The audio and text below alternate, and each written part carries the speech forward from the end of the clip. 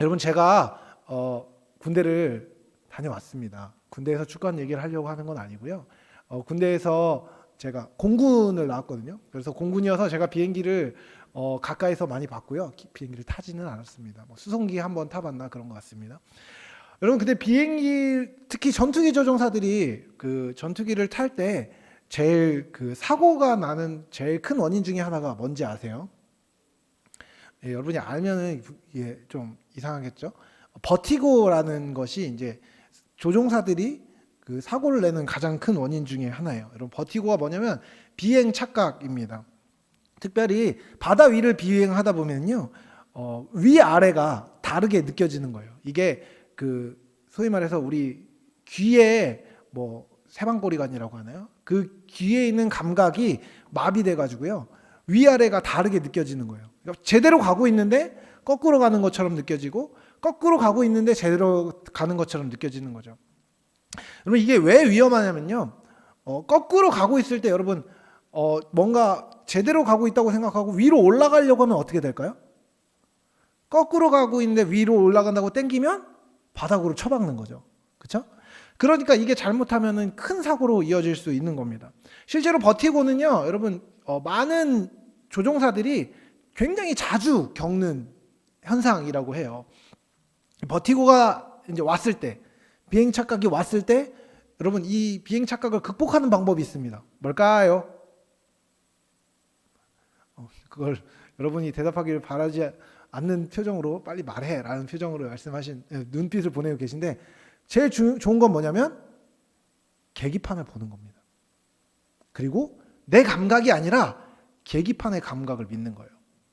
여러분 이 계기판은요, 그 디지털로 되어 있지 않고 그 아날로그로 되어 있어요. 그래서 이거는 절대로, 그러니까 뭐 예를 들면 뭐 물에 뭐가 떠 있거나 뭐 이런 식으로 되어 있어서 절대로 위아래가 뒤집힐 수 없습니다. 어떤 물리적 법칙에 의해서도요, 이 계기판은 뒤집힐 수가 없어요. 근데 문제는 이 계기판을 봐도 내 몸의 감각이 거꾸로 가고 있다는 감각이 너무 생생하니까 이 계기판을 믿을 수 없는 거예요. 그리고 나서 이제 땡기고 싶은 겁니다, 조종관을. 여러분 그때 조종관을 땡기는 게 맞아요? 아니면 이 계기판을 믿는 게 맞아요? 계기판을 믿는 게 맞는 겁니다. 근데 이걸 믿는 게 쉽냐? 쉽지가 않다는 거죠. 왜냐면 감각이 너무 생생하니까요. 위아래가 뒤집어진 것 같은 느낌이 드니까 이게 믿을 수가 없는 거예요. 근데 어떻게 해야 돼요? 이걸 믿으라고 계속 교육을 받은 거예요. 그래서 그걸 믿고 가다 보면 버티고 현상이 풀려요. 그리고 나면 정말 놀랍게도 다시 원래 평형 감각이 돌아오는 겁니다. 이 얘기를 왜 하냐면요, 여러분 오늘날에는요, 우리에게 수많은 정보가 쏟아집니다. 그리고 수많은 감각적인 정보들이 쏟아지죠. 그리고 우리의 삶의 기준이 흔들릴 것처럼 느껴지는 많은 순간들이 있다는 겁니다. 특별히 오늘날 세대는 더더욱 그렇습니다. 여러분 여러분의 가치관을 흔드는, 그리고 여러분의 기준을 흔드는 수많은 정보들이요, 여러분을 향해서 많이 갈 겁니다. 그리고 그런 공격들은요, 특별히 기독교를 향해서, 교회를 향한 공격들은요, 많이 합리적인 것처럼 보이는 경우도 많습니다. 왜냐하면 보통 교회의 죄를 공격하고 교회에서 한 실수를 공격하기 때문이죠. 그리고 그 와중에 또 우리 안에 있는 불만이나 연약함도 있는 것이죠. 무언가 교회에서 이렇게 해야 됩니다, 저렇게 해야 됩니다 얘기를 하면요, 그것이 우리 삶의 불편함으로 다가오는 경우도 참 많이 있죠. 특별히 여러분의 죄에 대해서 이야기하고 여러분의 허물에 대해서 얘기하면요, 그것이 우리에게 불편함으로 다가옵니다. 그러다 보니까 그 불편함을 가지고 다양한 그 교회의 진리에, 예수 그리스도의 진리에 어긋나는 정보들이 내 불만과 합쳐졌을 때 무언가 엇나가기 쉬운 것이죠. 여러분 하지만요, 하나님의 진리는 변하지 않습니다. 예수 그리스도의 십자가는 여전히 우리를 위하여서 그 골고다 언덕에 세워져 있는 것입니다. 마치 계기판처럼 말이죠. 여러분 예수님은요, 오늘도 본문을 통해서 명확하게 말씀하십니다. 여러 가지들이 있지만 너희들은 나를 따르라. 여러 가지들이 있지만 여러 가지 가르침들이 있을 것이고 여러 가지 너희들을 흔드는 내용들이 있겠지만 그 누룩과 같은 것들을 주의하고 나를 따라야 한다라고 예수님이 말씀하고 계신 것입니다. 저는 오늘 본문을 여러분과 함께 상고하면서요, 이 악한 세대에서 어떻게 진리의 말씀을 붙들고 그 계기판을 의지하여 예수님을 쫓아가야 하는지에 대해서 함께 생각해 보고 싶습니다. 여러분, 오늘 본문은요, 오늘 본문만 갖고 해석하면 안 되고요, 앞에 부분의 내용을 좀 살펴볼 필요가 있습니다. 갑자기 앞으로 많이 갈 것 같아서 긴장하시는 것 같은데 그렇지 않고요. 앞에는요, 오병이어 사건 그리고 칠병이어 사건이 나옵니다. 오늘 본문에도 나오죠. 오병이어 사건이 뭐죠? 보리떡 5개와 물고기 2마리를 가지고 5,000명을 먹이신 사건이죠. 그리고 칠병이어는 뭐죠? 똑같죠? 보리떡 7개와 물고기 2마리를 가지고 4,000명을 먹이신 사건입니다. 대박 아닙니까, 여러분? 엄청난 겁니다. 아니에요? 그렇잖아요? 수많은 사람들이 정말 작은 양의 물고기를, 적은 양의 떡을 가지고, 적은 양의 음식을 가지고 다 배불리 먹었는데 12강주리가 남고 7강주리가 남은 겁니다. 진짜 말 그대로 하나님의 아들이 아니면 절대 할 수 없는 기적이 일어난 것이죠. 그런데 그런 표적이, 그런 이적이, 그런 기적이 일어난 바로 다음에 바리새인과 사두개인들이라는 사람들이 와서 예수님에게 묻습니다. 표적을 보이라고 말이죠. 하늘로부터 오는 표적을 좀 보여달라고 이야기합니다. 여러분, 여기서 말하는 표적은요, 아마 앞에서 말하는 기적하고는 조금 다른 종류의 기적인 것 같아요. 뭐 예를 들면 이런 거죠. 자, 벼락아 내려라 이러면 벼락이 꽝 치고 천둥이 치고 뭐 이런 약간 자연 현상을 아마 사두개인과 바리새인들이 예수님께 요청했던 것 같습니다. 여러분, 예수님이 그것에 대해서 뭐라고 대답하시죠?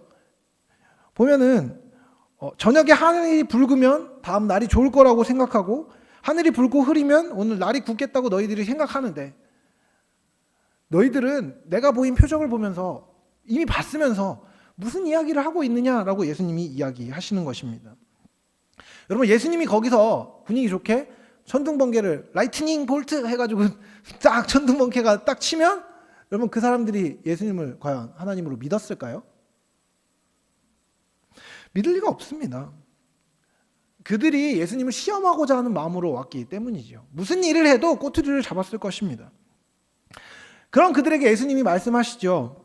너희들에게는 요나의 표적 외에는 보일 것이 없다고 말입니다. 여러분, 요나의 표적이 무엇입니까? 마태복음 12장 40절에 보면요, 예수님이 요나의 표적에 대해 설명하시는 것인데요, 마치 물고기 뱃속에 요나가 3일 밤낮을 있다가 나왔던 것처럼 인자가, 즉 하나님의 아들인 예수님께서 죽으셨다가 3일 만에 부활하시는 그 표적을 요나의 표적이라고 예수님은 직접 부르셨습니다. 예수님께서 말씀하시는 것이죠. 지금으로부터 너희에게는 놀라운 표적이 보여지지 않을 거야. 하지만 기다려봐.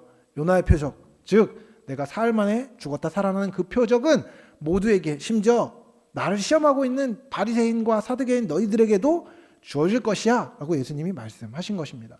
그것 말고는 너희들에게 허락될 것이 없다라고 이야기하신 겁니다. 그리고 나서 그 이야기를 하신 다음에 예수님이 어떻게 하신다고요? 예수님이 그들을 떠나가십니다. 그리고 가시면서 예수님이 제자들에게 말씀하시는 거예요. 방금 만난 그들의 누룩을 주의하라고 말이죠. 여러분, 제자들이 어떻게 하죠? 누룩을 주의해야겠군, 이런 생각을 하는 게 아니라 우리 빵 안 갖고 온 거 어떻게 하셨지? 대박, 큰일 났는데? 뭐 이러면서 막 예수님 배고프신가 봐, 막 수근수근 거리고 있는 거죠. 여러분, 예수님이 이때 마음이 어떠셨을까요? 답답하게 그지없지 않았을까요? 말 못 알아듣는 거예요. 또 눈치 없이 또 이상한 소리 하고 있는 거죠. 예수님 탄식하시면서, 야, 얼마 전에 떡 5개로 몇 명 먹었니? 떡 7개로 몇 명 먹었니? 지금 내가 그 말하는 게 아니잖아. 예수님 그 얘기 하시니까 비로소 그렇구나.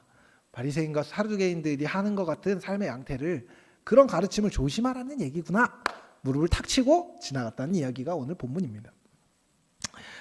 여러분, 오늘 본문에 예수님 앞에 세 부류의 사람이 있습니다. 바리새인, 사두개인, 그리고 제자들이죠. 여러분, 이 사람들을 향해서 예수님의 접근 방식은요, 좀 다릅니다. 그래서 저는 오늘 여러분과 이 세 부류의 사람을 좀 함께 살펴보고요, 우리의 삶은 예수님 앞에서 어떻게 제자로 살아야 되는지에 대해서 생각해 보려고 합니다.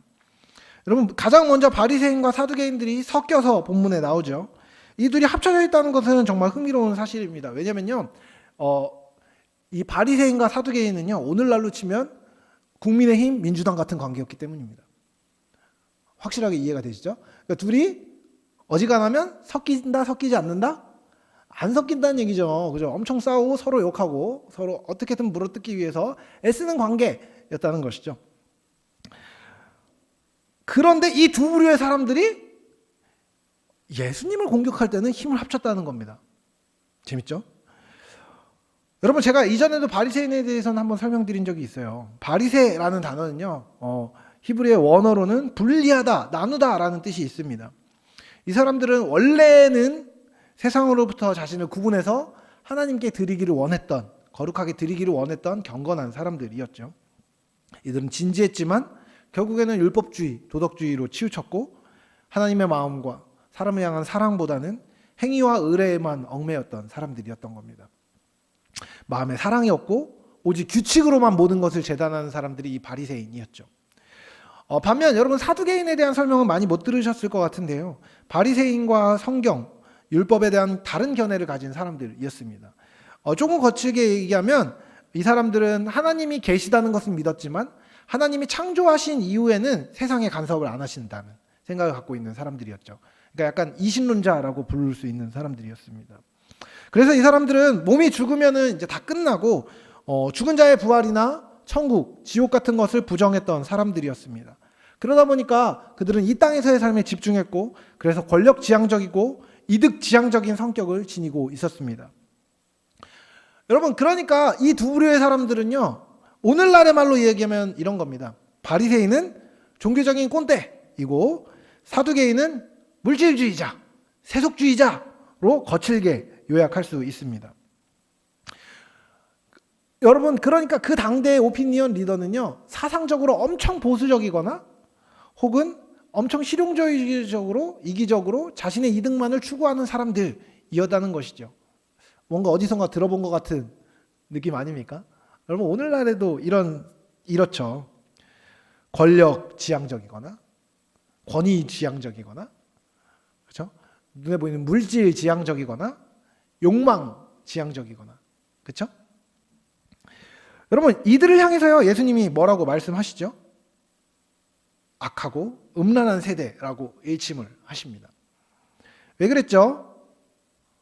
여러분, 잘 보면 그래도 바리새인들은 좀 그래도 도덕을 잘 지키고 나름대로 아무리 규칙지향적이라고 해도 착하게 사는 것 같은데 왜 예수님은 그들이 악하다고 말하고 음란하다고까지 이야기하셨을까요?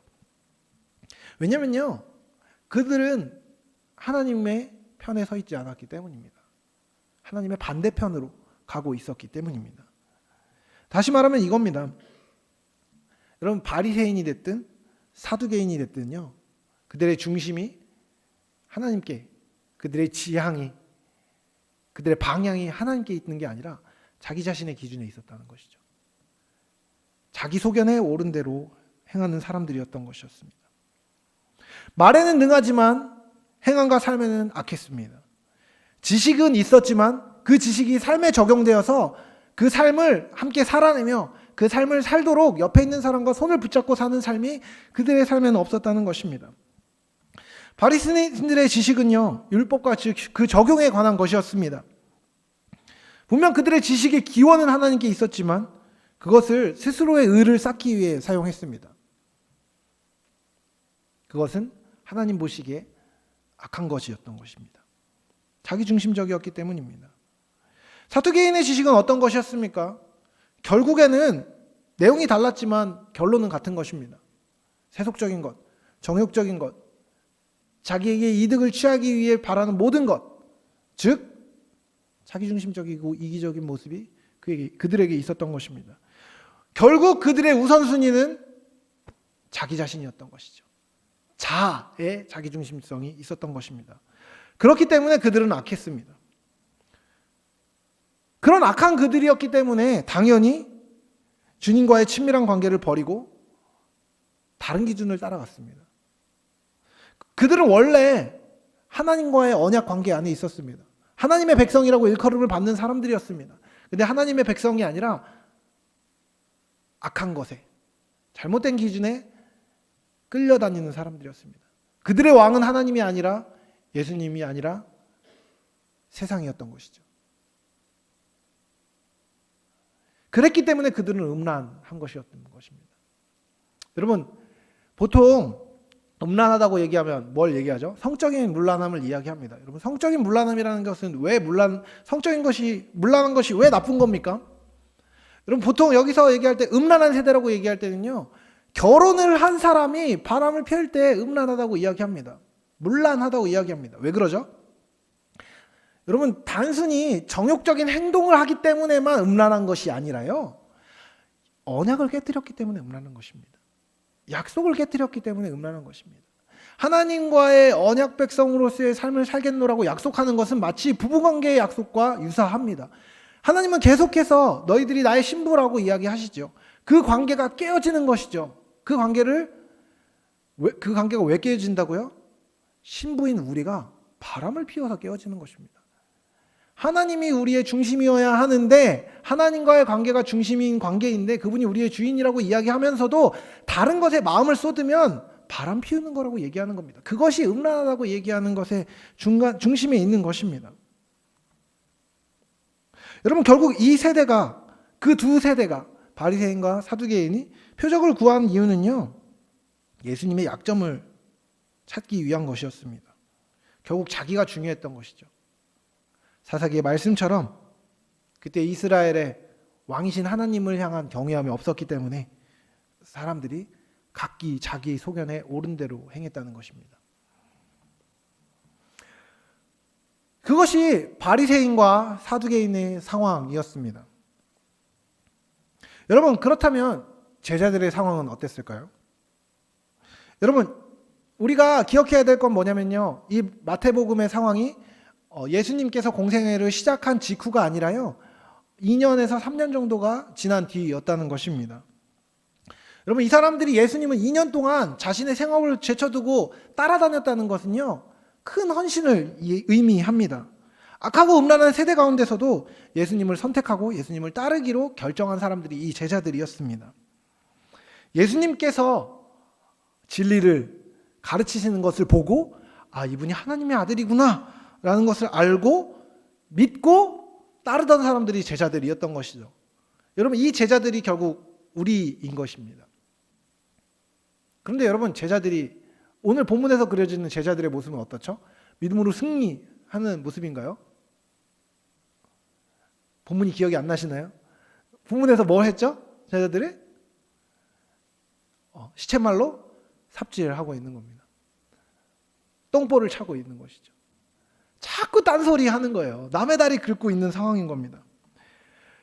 제자들은요, 예수님이 보시기에 믿음이 적은 사람들이었습니다. 예수님 말씀하시죠. 이 믿음이 적은 사람들아, 답답해 하십니다.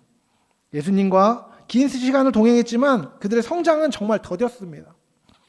눈치도 없고 예수님 마음도 알지도 못하고, 그렇다고 뭐 떡이라도 잘 챙길 센스라도 없고 꼼꼼함도 없고 뭐 하나 있는 게 없는 사람들이었던 것이죠.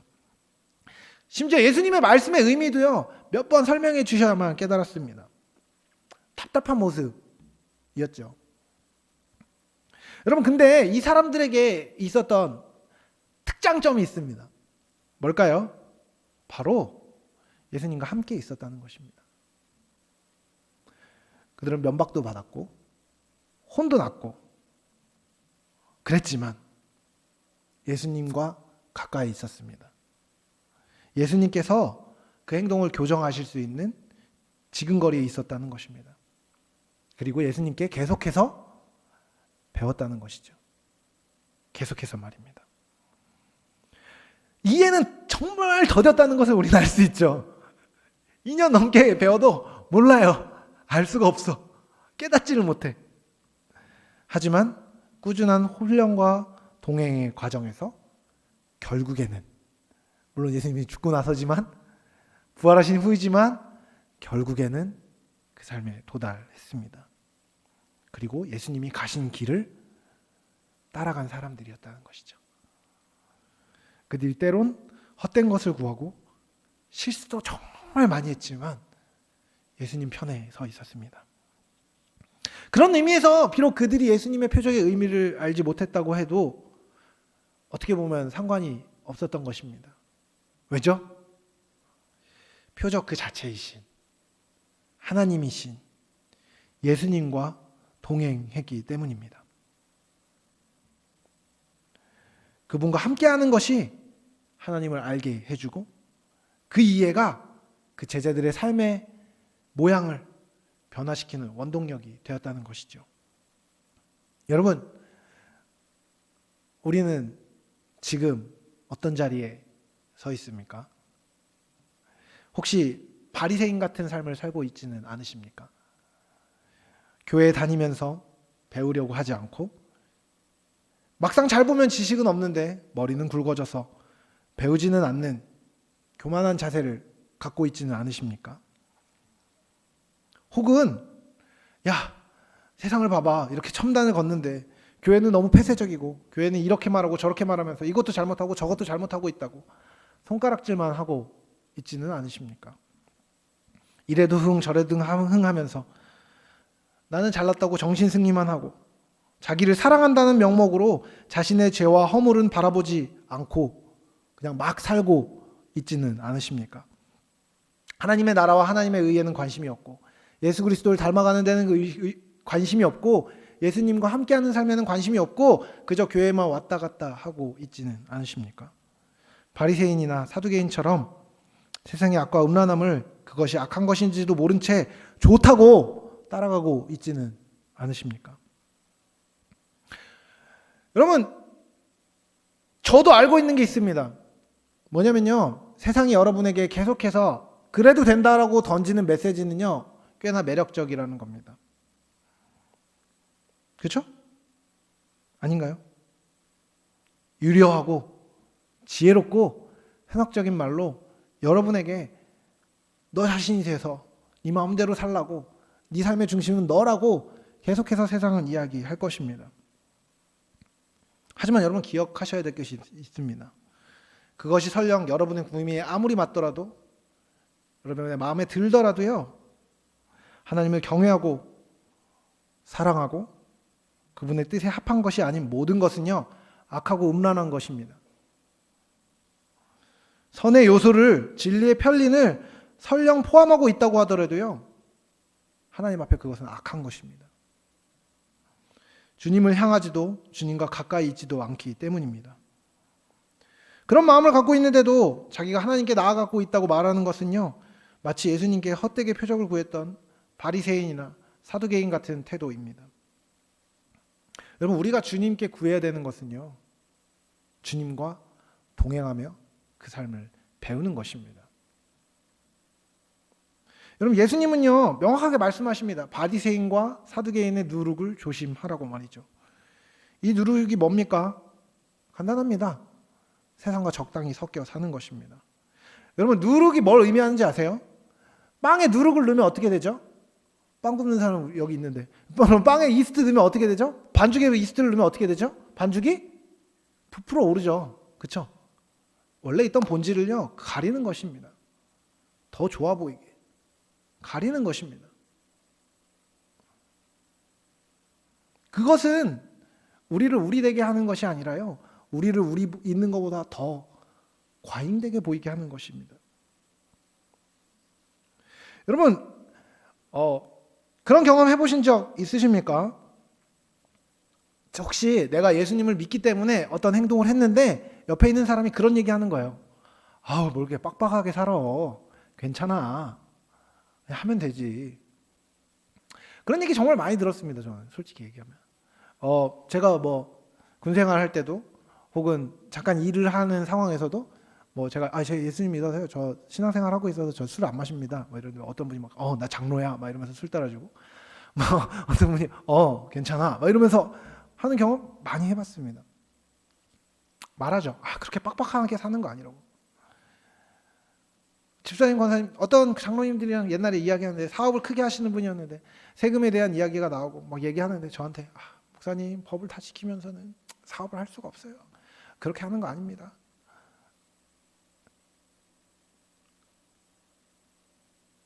그럴듯해 보이지 않습니까? 빡빡하게 살지 말라는 거죠. 이방원이 옛날에 이렇게 노래했습니다. 이런들 어떠하리 사람들 어떠하리? 만수당들 어찌 얼컷한들 어떠하리? 우리는요, 아니 예수님은요, 우리에게 한 번도 그렇게 살아도 된다고 얘기한 적이 없으십니다. 섞이지 말고 정결하게 살라고 말씀하십니다. 거룩하게, 성결하게 살라고 말입니다. 여러분, 이것은요 세상을 떠나라는 요청이 아닙니다. 오히려 이 세상에 살면서 그리스도인 다움을 드러내고 예수님의 삶의 궤적과 진리를 좇아 하나님을 추구하고 누리는 삶을 살아야 한다고 말하는 것입니다. 이것이 만약에 여러분에게 허무맹랑한 소리로 들리고 그것은 현실과 상관없는 것이라고 여러분 생각하게 된다면 그것은요 반대로 여러분이 예수님과 너무 멀리 멀어져 있다는 방증일지도 모릅니다. 여러분, 하나님이 살아계십니다. 믿으십니까? 하나님이 살아계십니다. 여러분, 그것을 믿으십니까? 그렇다면요, 여러분, 하나님이 정말 살아계시다면요, 하나님의 말씀은 실제인 것입니다. 그렇기 때문에요, 하나님의 말씀은요, 마치 해가 뜨고 지는 것처럼 사실이기 때문에 그분의 명하신 대로 하는 것이 우리에게 필요한 의무인 것입니다. 아니, 그렇게 하지 않으면 죽는 것입니다. 삶의 현장에서요, 안 될 것 같은 사랑을 해내는 것, 안 될 것 같은 헌신을 해내는 것, 안 될 것 같은 의를 관철해내는 것, 그 모든 것이 이 땅에서 하늘을 사는 것입니다. 그리스도를 바라보며 그렇게 사는 것입니다. 여러분, 제자들의 믿음 없으면요, 그 상태는요, 아직은 그 수준에 이르지 못했음을 보여줍니다. 하지만요, 여러분, 예수님이 그 삶을 살아내도록 사람들을 빚어가실 것이라고 말씀하시고 약속하십니다. 그리고 함께 하시겠노라 얘기하십니다. 반대로 되물어 볼까요, 여러분? 여러분, 예수님과 함께 하고 계십니까? 여러분, 초대교회의 그리스도인들은요, 길따르미들이라고 불리기도 했습니다. 이 단어는요, 제가 최근에 한 설교를 접하면서 알게 됐는데요. 실제로 초대교회 성도들은요, 단순히 주일에 모여 예배를 드리는 게 아니라 모든 일상에서 주님의 길 대신 주님을 따르는 사람들이었습니다. 여러분, 신자들의 삶의 양식은요, 불신자들과는 정말 달랐습니다.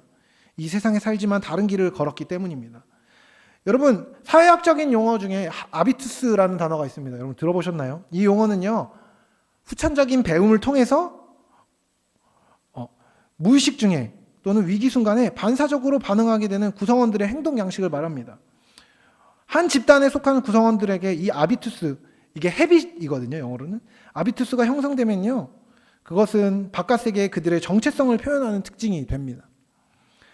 여러분, 오늘날로 치면 이런 거죠. 여러분, 권사님들이 습관적으로 하는 힘들 때나 아이고 주여, 아이고 주님 얘기하는 것처럼 음식이 앞에 있으면 손을 모으고 고개를 숙이는 것 같은 그런 습관들 말하는 겁니다.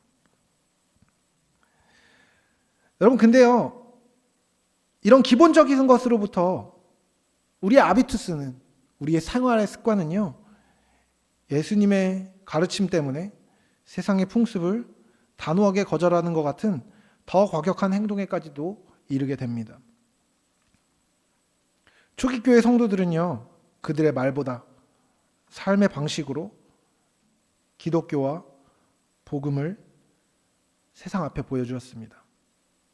믿고 세례를 받기 원하는 사람들은 단지 기독교의 기본 교리를 배우고 입으로 고백하는 것에서 더 나아가서요, 그리스도인의 삶의 방식을 따라 사는 법을 실제로 배워야 했고 그렇게 사는 것을 증명해야 했습니다.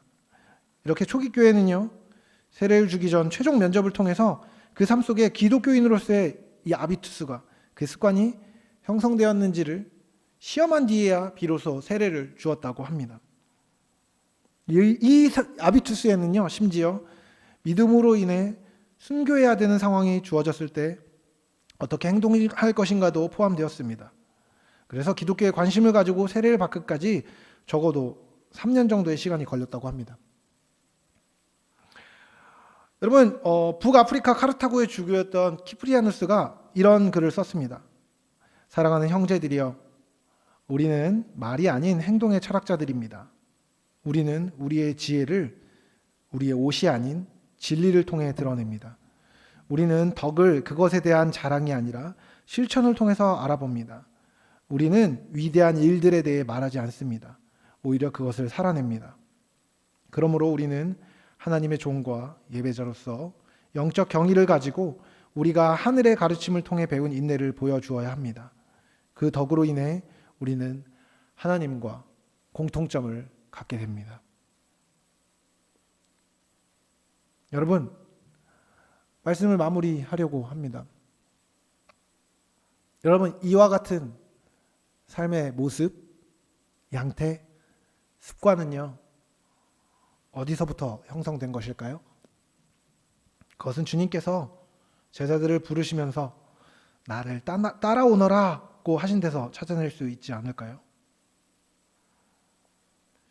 초기 교회의 이 습관은요, 주님의 삶과 가르침의 근거를 두는 것이었습니다. 그리고 그 길을 따라 살아가는 사람들은 길 따름이들이라고 불렸습니다. 예수님의 제자들은요, 예수님의 말을 바로바로 알아먹는 총명함은 없었지만, 그 정도로 똑똑하지 않았지만, 그 정도로 센스 있진 않았지만, 실수를 너무너무 많이 해서 무릎을 탁 칠 정도로 멍청했지만, 그분의 곁에서 그분과 함께 그분의 가치를, 삶을 배우고 함께 살고 살아내고 십자가의 길을 따라갔습니다.